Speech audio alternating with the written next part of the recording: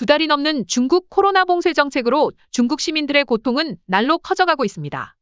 많은 중국 국민들이 먹을 것과 진료를 받지 못해 사망하는 상황에서 중국 시민들, 특히 엘리트층에서 새로운 변화의 조짐이 보이고 있습니다. 오늘은 여기에 대해 알아보겠습니다. 중국 정부의 무책임한 코로나 봉쇄 정책으로 인해 피해를 보는 건 고스란히 중국 국민이었습니다.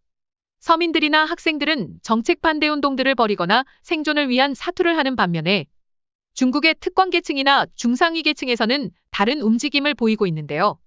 그것은 바로 다른 나라로 떠나는 이민입니다. 특히 사회문화 예술 분야와 다국적 기업의 전문가들이 코로나 봉쇄에 따른 경제적 심리적 영향으로 중국을 떠날 방법을 모색하고 있는 것입니다. 그들은 봉쇄 정책과 검열 환경 등으로 정확히 중국에 무슨 일이 일어나고 있는지조차 알 수 없는 현실을 용납할 수 없다며 울분을 토했습니다. 이번 봉쇄 정책이 중국의 현 시대의 진정한 이정표가 되었다며 모든 사람들이 큰 목소리로 말하고 있지 않지만 분명 각자 잘못됐다고 느끼고 있다고 말했습니다. 이미 외국에 있는 해외 인재들 역시 귀국을 꺼리고 있는 상황인데요. 중국인 엔지니어는 대학 졸업 후 중국으로 돌아갈 계획이었지만 지금은 싱가포르에서 기회를 찾으려고 한다고 밝혔습니다.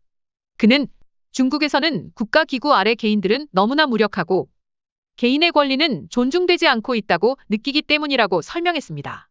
이 같은 현상은 사람들의 말뿐만 아니라 지표로도 증명할 수 있는데요. 이민 전문 업체의 문의가 폭증하고 이민의 검색량이 좀 전과 비교해 400배 이상 증가했습니다. 중국 최대 검색 엔진 바이두에 따르면 지난달 중국 소셜미디어에서 이민 검색어는 전달보다 조회수가 400배 이상 급증했다고 밝혔고 이민 전문 업체에 이민을 문의하는 고객들이 평소의 3배가 늘었으며 그 증가 속도도 매우 가파르게 상승하고 있다고 말했습니다. 이민의 대상도 변화하고 있는데요. 예전에는 부유층의 이민이 많았다면 이제는 중상층과 전문직 관계자들의 문의가 많이 늘었습니다. 이런 분위기가 이어지면서 중국 정부가 큰 혼란에 빠졌습니다. 제로 코로나 정책으로 지친 전문직 인재와 중산층이 중국을 꺼릴 경우 국가 경쟁력의 하락은 불가피해 보이기 때문입니다. 국가에 지탱하는 것은 큰 기업이 아닌 전문 인력들과 중상층임을 중국 정부도 알고 있기에 사태의 진화에 나서려고 노력하고 있지만 늘어나고 있는 반감을 잠재우는데 한계가 있어 보이는 상황입니다.